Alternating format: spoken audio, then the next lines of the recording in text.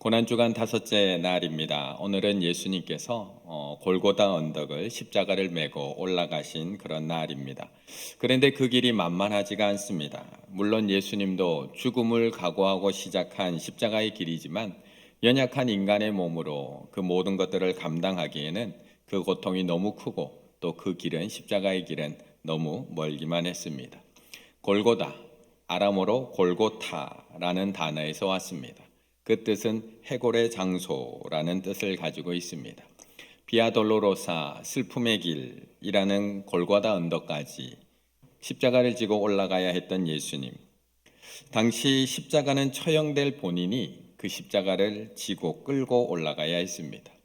사람이 매달려야 했던 십자가의 형틀이었기 때문에 얼마나 무거웠을까요? 사람이 매달려도 쓰러지지, 넘어지지 않아야 했기 때문에 이 형틀 자체가 얼마나 무거웠을까? 그래서 대부분 십자가의 종목, 이 가로목은 십자가 기둥이 되는 이 가로목은 원래 미리 거기다가 세워 놓습니다. 그리고 가로목, 횡목만 이 십자가를 지게 될 사람이 직접 끌고 올라가게 됩니다. 그런데 우리 예수님은 이 횡목, 가로목도 혼자 지고 올라가기에는 힘이 너무 없으셨습니다. 무게가 약 45kg 정도 되는 이 가로 기둥조차 예수님은 너무나 무거운 십자가였다라는 것입니다. 밤새 신문을 당하고 군인에게 채찍에 맞고 살과 근육은 다 찢겨나가고 예수님은 그 십자가조차도 지고 올라갈 힘이 남아있지 않았습니다. 그때 예수님을 끌고 가던 군인이 이 장면을 구경하고 있던 그 많은 사람들 중에 한 명을 억지로 끌고 옵니다. 그리고 그냥 사람들이 많이 모여 있길래 도대체 왜 모여 있지라고 단지 구경하러 온 것뿐인데 마침 그 자리에 있다가 이 45kg나 되는 무거운 십자가를 메고 예수님과 함께 골고다에 오른 사람이 있습니다. 그런데 이 구레네 시몬이 진 십자가, 정말 구레네 시몬에게는 억울하기만 한 십자가였을까? 21절의 말씀을 같이 한번 읽겠습니다. 21절입니다. 마침 알렉산더와 루포의 아버지인 구레네 사람 시몬이 시골로부터 와서 지나가는데 그들이 그를 억지로 같이 가게 하여 예수의 십자가를 지우고. 아멘. 시몬은 구레네 사람입니다. 구레네는 지금은 북아프리카 리비아에 속한 지역이 구레네였습니다. 예수님 당시에는 북아프리카 크레나이카라고 하는 지역이 있었는데 이 지역에 5개의 중요한 도시가 있었는데 그 중에 하나가 바로 이 구레네입니다. 그는 흩어진 유대인, 디아스포라라고 하는 유대인이었는데 유월절을 맞아서 예루살렘에 참배하기 위해서 예루살렘을 방문했거나 또 하나는 나이가 들어서 이제 고향으로 살기 위해서 돌아온 사람일 수도 있습니다. 그는 예수님을 알고 있었던 사람도 아니고 예수님을 따르고 있었던 제자도 아닙니다. 그냥 사람들이 다 구경 나와 있기에 예루살렘에 참배 왔다가 길가에 서서 누군가 십자가를 메고 골고다 언덕을 올라가는 일을 구경하고 있었을 뿐입니다. 주변에 서 있는 사람들은 그를 손가락질하고 조롱하는 사람도 있었고 또 한편에서는 안타까워하는 사람도 있습니다.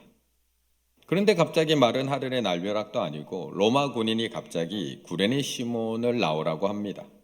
그 많은 사람들 중에 왜 하필 나를, 이 많은 성도가 앉아 있는데 왜 하필 나를 나오라고 하는 걸까요? 저는 이 구레네 시몬이 걸음도 제대로 걷지 못하는 예수님을 보고 안타까운 마음에 나왔다라고 말씀드리고 싶지만 오늘 본문에서는 그의 마음을 정확하게 이렇게 이야기합니다. 그들이 그를 억지로 같이 가게 하여. 지금 예수님의 제자들은 다 어디로 간 걸까요? 두려움에 떨며 벌써 고향으로 다 돌아간 것일까요? 아니면 그 수많은 인파들 속에 숨어서 예수님이 끌려가는 그 장면을 지켜보고 있을까요? 그런데 왜 제자들이 해야 할 일을 이 시골에서 올라온 이 구레네 시몬이 해야만 하는 걸까요? 제자들이 저렇게 많은데 왜 내가 해야 되는 걸까요? 왜 그렇게 큰 소리 치든 베드로라고 하는 시몬이 아니라 구레네 사람 시몬, 똑같은 이름인데 왜 베드로라 하는 시몬이 아니라 구레네 사람 시몬이 이 십자가를 져야 했던 것일까? 그런데 오늘 본문에는 이 구레네 사람 시몬, 이 구레네 시몬의 마음을 표현하는 억지로라는 단어와 함께 또 또 하나 우리가 주목해야 될 단어가 하나가 더 있습니다. 그것은 21절 마침이라는 단어입니다. 마침 알렉산더와 루포의 아버지 구레네 사람 시몬이 마침 하나님이 예수님의 십자가를 아무에게나 맡길까요? 아무에게나. 우리는 나의 소중한 것을 아무에게나 맡기십니까? 하나님이 예수님의 십자가를 우연히 지나가다가 서 있는 그 한 남자에게 그냥 맡기셨을까요? 하나님의 허락 없이는 참새 한 마리도 떨어뜨리지 않는다라고 하셨는데 예수님이 이 십자가를 정말 아무 계획도 없이 그 구레네 사람에게 그냥 맡기셨을까? 룻기에 보면 구약의 룻기에 보면 이 마침이라는 단어가 절묘하게 사용된 한 본문이 또 한 곳 있습니다. 룻기 2장 3절 4절의 말씀을 보면 룻이 가서 베는 자를 따라 밭에서 이삭을 줍는데 우연히 엘리멜렉의 친족 보아스에 속한 밭에 이르렀더라. 마침 보아스가 베들레헴에서부터 와서 베는 자들에게 이르되 여호와께서 너희와 함께 하시기를 원하노라 하니 그들이 대답하되 여호와께서 당신에게 복 주시기를 원하나이다. 모압 땅에 살고 있던 나오미와 룻은 남편과 두 아들이 죽고 난 이후에 그 어려움을 겪고 난 이후에 고향인 베들레헴으로 돌아왔습니다. 그리고 고부간에 함께 먹고 살아야 하기 때문에 며느리인 룻이 이삭을 주러 밖에 나갑니다. 그런데 그 밭이 우연히 나오미의 죽은 남편 엘리멜렉의 칭조 보아스의 밭이었다는 겁니다. 그런데 마침 그 밭의 주인 보아스가 그런데 마침 그곳에 나타나 이 룻과 만남을 가지게 되는 겁니다. 이찬수 목사님은 이 부분을 이렇게 조금 더 부연해서 설명합니다. 이 말씀에서 룻이 하나님께 받았던 은혜가 우연히와 마침이라는 표현으로 정리되는 것을 볼 수 있다. 룻이 우연히 보아스에게 속한 밭에 가서 일하게 되었고 마침 그때 보아스가 밭에 와서 룻을 보게 되었다. 그 우연히와 마침의 조합이 룻이 보아스의 배려와 호의를 받는 은혜로 이어졌다. 그렇기 때문에 사실 하나님의 자녀인 예수 믿는 우리에게 우연히라는 것은 없다. 우리의 삶 속에 수많은 우연히들이 모여서 이 마침이라는 하나님의 은혜로 이어져서 열매 맺어지는 것이 얼마나 많은지 우리 성도님들의 지난 날을 한번 점검해 보시면 금방 기억이 날 겁니다. 오늘의 내가 나된 것은 그래서 다 하나님의 은혜인 것입니다. 구레네 시몬이 정말 그날 우연히 이 자리에 와 서 있었던 것일까요? 우연히 로마 군인의 눈에 띄었고 우연히 예수님의 십자가를 지고 우연히 예수님과 그 십자가 이르기를 동행하게 된 것일까요? 아니라는 겁니다. 우리의 눈에는 우연히 일어난 일들처럼 보이지만 마침 알렉산더와 루포의 아버지 구레네 사람 시몬이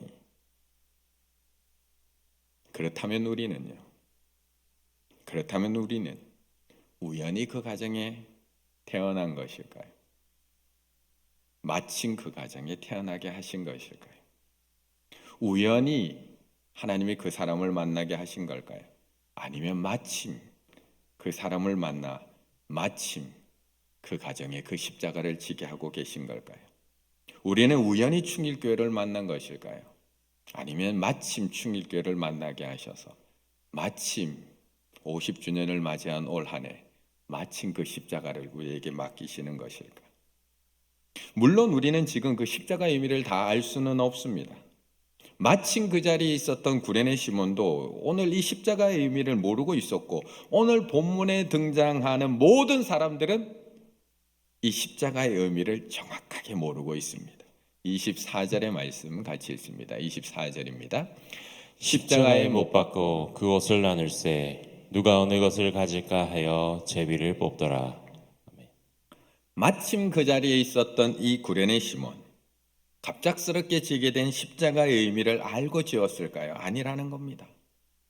구레네 시몬은 자신이 지고 올라가는 이 십자가의 의미를 알지 못하고 있었습니다. 그래서 그에게는 이 십자가가 무겁기만 하고 힘들기만 하고 억지로 져야 하는 십자가일 수밖에 없었습니다. 왜요? 의미를 모르니까요. 저 십자가의 의미를 모르니까 힘겹고 무겁고 내려놓고 싶은 십자가일 뿐입니다. 그런데 이 십자가의 의미를 모르는 사람은 구레네 시몬만이 아니라는 겁니다. 오늘 본문에 보면 오늘 본문은 그 십자가의 의미를 모르는 사람들로 가득 차 있습니다. 24절 십자가에 못 박고 그 옷을 나눌세 누가 어느 것을 가질까 하여 제비를 뽑더라. 지금 십자가 아래서는 로마 군인들이 예수님을 십자가에 못 박아놓고 그 옷을 나눠 갖기 위해서 제비 뽑게 하고 있습니다. 웃으며 얼마나 잔인한 장면인지 모릅니다. 그냥 우리는 한 줄 읽고 지나가면 되지만 얼마나 잔인한지 모릅니다. 누군가는 십자가에 못 박혀 있습니다. 그 사람은 십자가에서 신음하고 죽어가고 있습니다. 그런데 그 아래서는 자기들끼리 웃으며 누가 어느 옷을 가져갈래? 제비 뽑게 하고 있습니다. 이 사람들이 특별히 무지막지하고 피도 눈물도 없는 사람이라고 착각하시면 안 됩니다. 우리와 똑같은 사람입니다. 우리도 말씀을 읽을 때면 아니 사람이 어떻게 저럴 수 있을까 안타까워하고 있지만 우리도 지금 누군가는 십자가에서 신음하고 있을 때 우리는 십자가 아래서 각자 일을 하면서 살아가고 있는 똑같은 모습으로 살아가고 있는 겁니다. 십자가의 의미를 모르는 사람은 이 사람들뿐만 아닙니다. 27절 강도 둘을 예수와 함께 십자가에 못 박았으니 하나는 그의 우편 하나는 좌편에 있더라. 바로 이어지는 28절 없음으로 그냥 끝나는 듯합니다. 하지만 32절에 보면 이들의 반응이 정확히 기록되어 있습니다. 32절 함께 십자가에 못 박힌 자들도 예수를 욕하더라. 이들도 십자가의 의미 모릅니다. 이후에도 십자가의 의미를 모르는 사람들의 조롱은 계속 이어집니다. 이후에는 지나가는 사람들이 조롱합니다. 29절 30절 지나가는 자들은 자기 머리를 흔들며 예수를 모욕하고 이르되 아하 성전을 헐고 사흘 만에 짓는다고 했던 자여 내가 너를 구원하여 십자가에 내려오라. 지금 예수님이 못 박히신 이 골고다 언덕은 사람들의 왕래가 많았던 공개 장소입니다. 그러다 보니까 이제는 지나가는 사람들도 머리를 흔들며 조롱하며 모욕하며 지나갑니다. 그리고 예수님이 한 적도 없는 말, 산헤드린 재판받을 때 증인들이 했던 말을 가지고 와서 마치 예수님이 한 말인 것처럼 속여서 머리를 흔들며 조롱합니다. 내가 너를 한번 구원해봐라. 십자가에서 내려와봐. 이들도 십자가의 의미 모릅니다. 여기서 대제사장과 서기관들이 빠지면 안 되죠. 십자가의 의미 이들도 알지 못하고 예수님을 조롱하는 자리에 이들도 빠질 수 없습니다. 31절, 32절 그와 같이 대제사장 서기관들도 함께 희롱하며 서로 말하되 그가 남은 구원하였으되 자기는 구원할 수 없도다. 모릅니다. 오늘 본문에 십자가의 의미 모르는 사람들로 쫙 채워놨습니다. 그렇다면 지금 우리는 십자가의 의미를 제대로 알고 있을까요? 지금 우리는 이 이야기 제일 끝에 우리가 서 있지 않을까요? 우리는 이 십자가가 우리를 구원하시고 인류를 구원하는 생명의 길이라고 생각하고 있을까요? 도리어 저들처럼 생각하고 있지 않을까요? 저들처럼 십자가에서 내려오는 것이 수많은 사람들에게 예수님의 능력을 보여주는 것이라고 우리는 생각하고 있지 않을까요? 예수님이 저 십자가에서 내려오는 것이 저들로 하여금 예수님을 믿게 하는 것이라고 그게 구원의 길이라고 우리도 똑같이 생각하고 있지 않을까요? 우리도 십자가의 의미를 제대로 모르기 때문에 오늘도 억지로 지고 가는 십자가가 무겁기만 한 것 아닐까요? 우리도 십자가의 의미를 모르니까. 지금 구레네 시몬으로부터 시작해서 대제사장 서기관에 이르기까지 십자가의 의미 알지 못합니다. 그러니 억지로 지는 십자가 우리들처럼 너무나 힘겹고 무거울 뿐입니다. 빨리 내려놓고 싶고 내가 왜 이 십자가를 내가 져야 되나? 라는 생각이 들 수밖에 없습니다. 그런데 사실 우리도 지금 이 십자가의 의미 다 알 수가 없습니다. 저도 모릅니다. 내가 왜 이 십자가를 져야 하나 싶기도 하고 사람들의 조롱이 들리는 것만 같기도 합니다. 너무나 무겁게 느껴지기만 하고 또 때로는 너무나 부끄럽게 느껴지기도 합니다. 그러니 하루 빨리 이 십자가 내려놓고 싶습니다. 그런데 중요한 것은 이 십자가의 의미는 시간이 지날수록 더 선명하게 느껴진다는 겁니다. 시간이 지날수록 더 선명하게. 21절 다시 한번 우리 21절 읽을까요? 시작. 마침 알렉산더와 구포의 아버지인 구레네 사람 시몬이 시골로부터 와서 지나가는데 그들이 그를 억지로 같이 가게 하여 예수의 십자가를 지우고. 아멘. 예수님의 십자가를 억지로 지게 된 구레네 시몬. 그도 처음에는 십자가의 은혜를 알지 못했습니다. 거기 있던 사람들이 모두가 십자가를 거부하고 만지는 것조차도 싫어하는 사람들을 보면서 구레네 시몬도 선뜻 그 십자가를 지고 가고 싶지 않았습니다. 그런데 그곳에 모여 있던 수많은 유대인들은 왜 십자가를 지기 싫어했던 걸까요? 왜? 그 이유는 율법에 따르면 십자가는 저주의 상징이었기 때문에 아무도 부정해지기 때문에 만지고 싶지 않았던 겁니다. 신명기 21장 22절 23절 사람이 만일 죽을 죄를 범함으로 내가 그를 죽여 나무 위에 달거든 그 시체를 나무에 밤새도록 두지 말고 그날에 장사하여 내 하나님 여호와께서 내게 기업으로 주신 땅을 더럽히지 말라. 그 땅도 더러워진다는 겁니다. 나무에 달린 자는 하나님께 저주를 받았습니다. 그래서 지금 그 자리에 수많은 이스라엘 백성 유대인들이 그 주위에 서 있지만 길가에 서 있지만 그 누구도 이 십자가를 만지고 싶지도 않았던 겁니다. 저주받은 거니까. 로마 사람들도 마찬가지입니다. 로마 사람들에게 이 십자가는 처형의 상징이자 수치의 상징입니다. 그러니까 그곳에 와 있는 로마 사람들도 그 누구도 이 십자가가 만지고 싶지 않은 부정의 물건일 뿐이었던 겁니다. 그래서 고린도전서 1장 23절에서 십자가에 대해서 이렇게 이야기하는 겁니다. 우리는 십자가에 못 박힌 그리스도를 전하니 유대인에게는 거리끼는 것이요. 왜요? 저주의 상징이니까. 이방인에게는 헬라인들에게는 수치의 상징, 미련한 것이로되 라고 말씀하고 있는 겁니다. 그런데 참 놀라운 것은 대부분의 사람들 유대인이나 헬라인이나 다 이 십자가를 너무나 부끄럽고 수치스럽게 생각하고 만지는 것조차도 끔찍하게 생각한 이 십자가가 누군가에게는 자랑이 된다는 겁니다. 누군가에게는 자랑. 갈라디아서 6장 14절. 그러나 내게는 우리 주 예수 그리스도의 십자가 외에 결코 자랑할 것이 없으니 누군가에게는 자랑이 됩니다. 그리스도로 말미암아 세상이 나를 대하여 십자가에 못 박히고 내가 또 세상을 대하여 그러하니라. 자랑이 되는 사람도 있습니다. 사도 바울도 처음에는 이 십자가의 은혜를 몰랐습니다.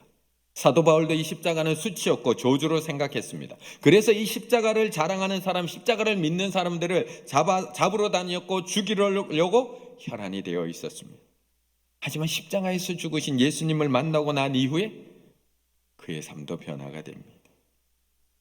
십자가에 예수님이 죽으심으로 말미암아 회방자요, 핍박자요, 포행자였던 자신을 용서해 주신 그 예수 그리스도를 만나고 난 이후에 바울에게는 이제 이 십자가가 자랑할 것으로 바뀌었다는 겁니다. 자랑할 것으로.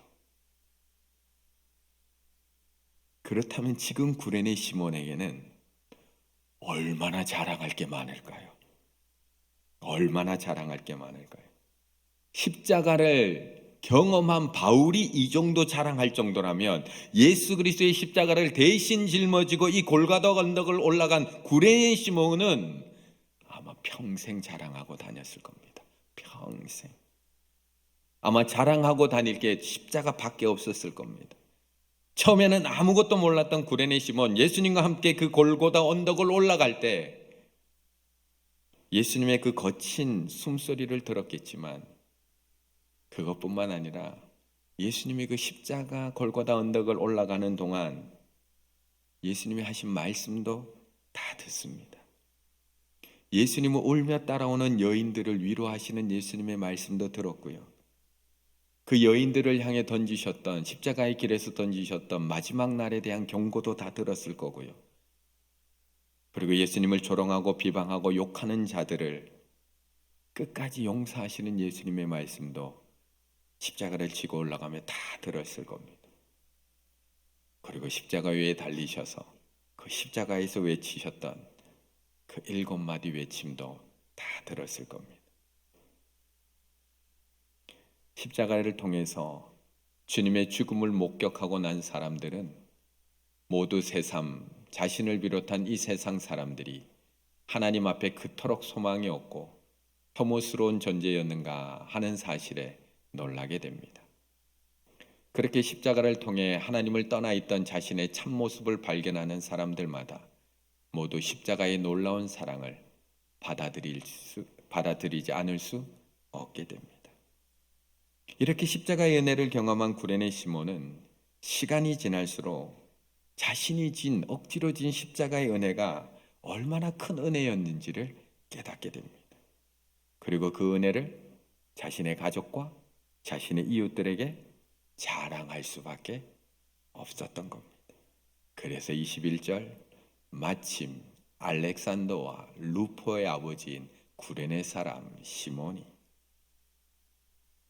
우리가 잘 아는 것처럼 유대인들은 자신의 족보를 이야기할 때 누구의 아들 누구, 누구의 아들 누구라고 표현합니다. 아브라함의 아들 이삭, 아브라함과 이삭의 아들 야곱. 그런데 오늘 본문은 참 재미있게도 구레네 시몬 앞에 아버지의 이름이 기록된 것이 아니라 아들들의 이름이 기록되고 소개되어 있습니다. 알렉산더와 루포의 아버지 구레네 사람 시몬. 이 말은 지금 이 마가복음을 읽고 있는 독자들은 알렉산더와 루포라고 하면 그 이름을 다 안다는 겁니다. 우리 교회에서 누구 이름만 되면 다 아는 것처럼 이 두 아들의 이름이 지금 이 신앙 공동체 안에서 너무나 잘 알려진 사람들. 도대체 구레네 사람 시몬이 얼마나 자랑을 하고 다닌 것일까요? 도대체 구레네 사람 시몬이 예수님의 십자가를 대신 지고 간 이후에 집에서 얼마나 예수님 이야기를 많이 했던 것일까요? 그래서 그 신앙은 자녀들에게 전수되고 그 신앙은 수많은 교인들에게도 큰 영향력을 미치게 됩니다. 로마서 16장 13절 주 안에서 택하심을 입은 알렉산더와 루포와 그의 어머니에게 문안하라. 사도행전 19장 33절 유대인들이 무리 가운데 알렉산더를 권하여 앞으로 밀어내니. 우리도 지금은 다 할 수 없습니다. 우리도 지금은 다 할 수 없습니다. 내가 왜 이 고난의 자리에 있어야 되는지 우리도 다 알 수 없습니다. 내가 왜 이 십자가를 져야 되는지 지금은 다 알 수 없습니다. 남들은 싫어하고 남들은 거부하는 이 일을 내가 왜 꼭 감당해야 되는지 지금은 다 알 수 없습니다. 남들은 조롱하고 무시하는 이 일을 왜 하필 내가 이 일을 해야 되는지 지금은 우리도 다 알 수 없습니다. 하지만 시간이 지나고 나면 주님과 함께 졌던 그 십자가가 얼마나 큰 은혜인지를 알게 될 것입니다. 시간이 지나고 나면 나를 왜 마침 그 자리에 두셨는지, 그 은혜를 알게 될 것입니다. 시간이 지나고 나면 내가 억지로 진 이 십자가가 얼마나 큰 은혜였는지를 우리가 알게 된다는 겁니다. 그런데 그거 하나 기억하시나요? 예수님이 부활하셔서 제자들 앞에 나셨을 때 두려워 떨고 있던 제자들이 예수님을 어떻게 알아봤을까요? 예수님을, 부활하시 새로운 몸으로 나타나신 예수님을 제자들이 어떻게 알아봤을까? 요한복음 20장 20절에 이렇게 이야기합니다. 이 말씀을 하시고 손과 옆구리를 보이시니 십자가에서 못 박힌 손과 창에 찔린 옆구리를 보이시니 그때서야 제자들이 보고 주를 기뻐하니라. 부활하신 예수님의 몸에 십자가의 흔적은 그대로 남아 있었다는 겁니다. 부활하신 예수님의 몸에도. 그렇다면 우리가 하나님 앞에 섰을 때 주님은 무엇을 보고 우리를 알아보실까요? 주님은 무엇을 보고 우리를 알아보실까? 우리가 무엇을 보여드릴 때 예수님은 기뻐 우리를 알아보실까? 저 목사였는데요, 예수님 알아보실까요? 저 중직자였는데요, 알아보실까요? 저 헌금 금액이 이만큼인데요, 알아보실까요? 저 신앙생활 수십 년 했는데요, 알아보실까요? 아니면 십자가의 흔적 보고 알아보실까요? 너 나하고 똑같은 흔적이 있구나. 지금은 다 알지 못합니다. 저도 다 알지 못합니다. 마침 나에게 맡겨주신 그 십자가가 은혜의 십자가라는 것을 꼭 믿으시고 끝까지 나의 십자가를 지고 주님을 끝까지 따라가실 수 있는 우리 충혈의 가족들 다 되시기를 간절히 바라겠습니다.